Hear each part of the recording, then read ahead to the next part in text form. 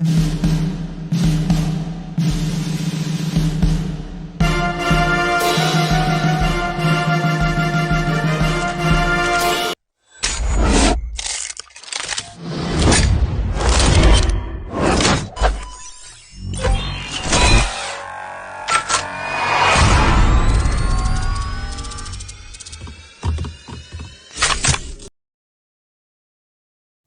to class.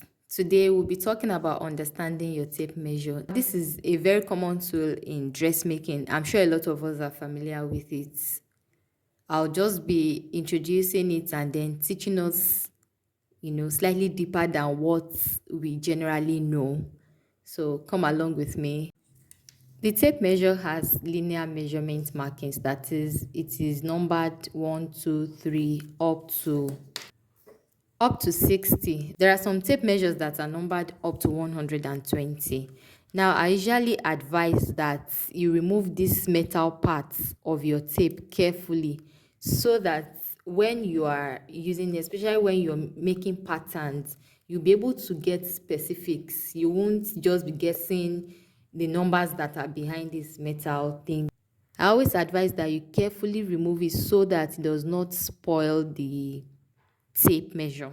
Quickly, I'll be showing you how to remove it. So if you have a slightly long fingernail like mine, just put it in between these metal parts and the tape itself.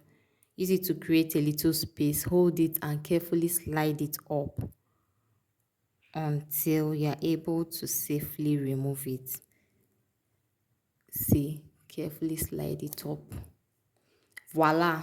Be very careful not to spoil it while doing it. This one was already out before I started removing my own. So remove this part so that you can start from the very beginning. You can see every markings you're making.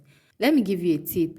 In case you spoil your tape measure by mistake while trying to remove that metal head, you can just get a masking tape and use it to hold it in place so that it doesn't fall off, so that it can serve you for a long time.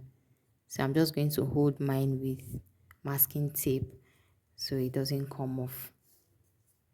Okay, so let's continue. The tape measure has two sides, like I said earlier in the group. There's one side numbered 1 to 60 in inches, okay? And the opposite side is numbered in centimeters.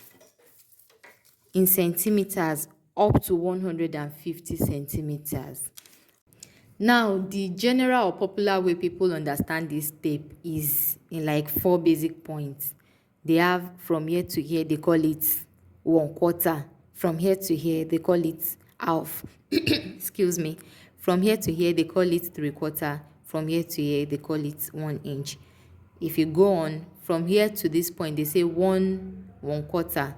From here to here, they say 1.5. From here to here, they say 1/3. From here to here, they say 2. So they continue like that till the end of the tape. So that's like the general thing we all know. But then there is more to it. All these smaller strokes here, they are there for a reason. And I'll be showing you why they are there, how to use them as we go on.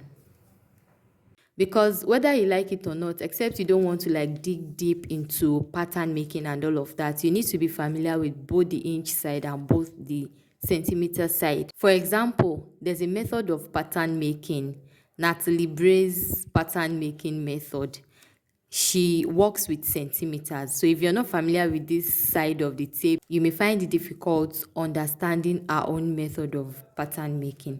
Okay, so like I said earlier, it is numbered from 0 to 60 actually, because this part is assumed to be 0, from 0 to 60. And if you look at the tape, in between 0 and 1 inch, there are lines. And if you count those lines, you will see that there are 1, 2, 3, 4, 5, 6, 7. The 8th one is 1 inch. All right, so keep that at the back of your mind while I show you the relationship between this side and this side. For the purpose of my own pattern making methods, we'll be using this side.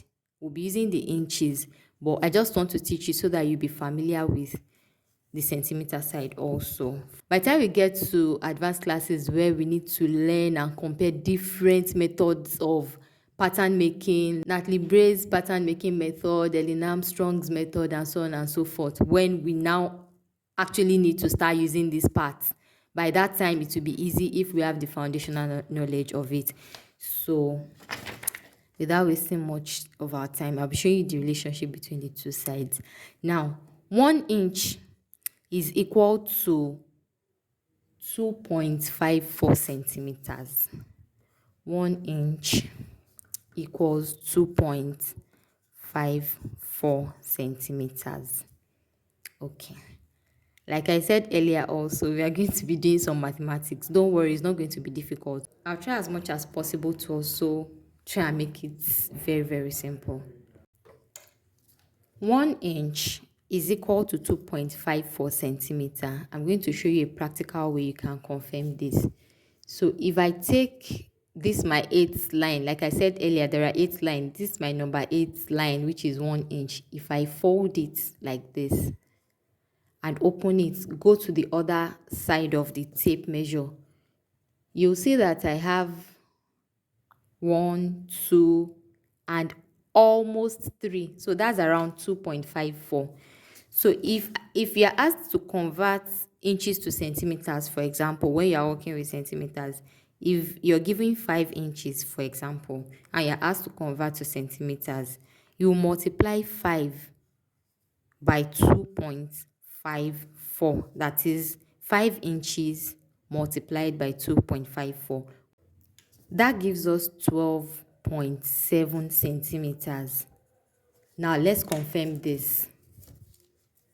When we go to the tape measure and fold where we have 5 inches, 1, 2, 3, 4, 5. When we fold this place and then open the other side, when we count to the point where it is folded, this is the folded point. Let me mark it so that you can see it.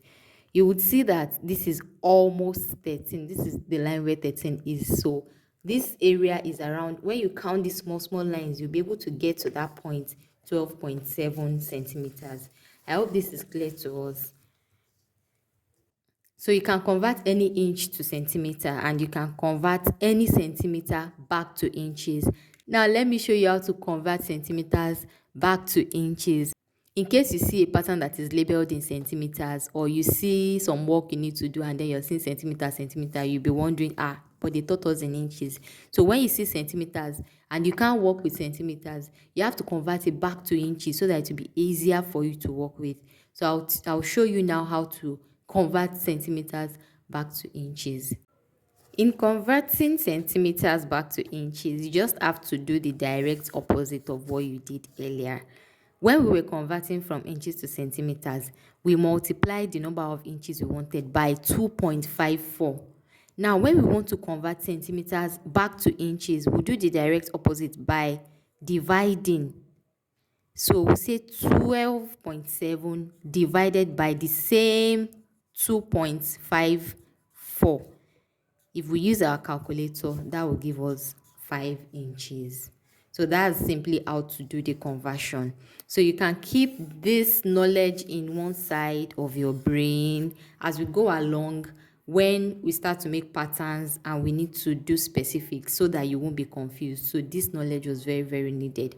If you have any questions regarding this, please feel free to drop it on the group and I'll be waiting to answer. I'm going to also drop a few tasks on this thing so that you all can, try to do the calculations on your own so that you can get familiar with it and not be confused. Okay, so the next thing I want to show you now is, like I said earlier, we'll be working mainly on inches. So let's focus on this part. Now, as I mentioned earlier, we have 8 lines before we get to 1 inch. If we start counting after 1 inch, we'll count another 8 lines before we get to 2 inches. Let's do that. 1, 2, 3, 4, 5, 6, 7, 8. So the same thing applies until we get to 6 inches. Now, in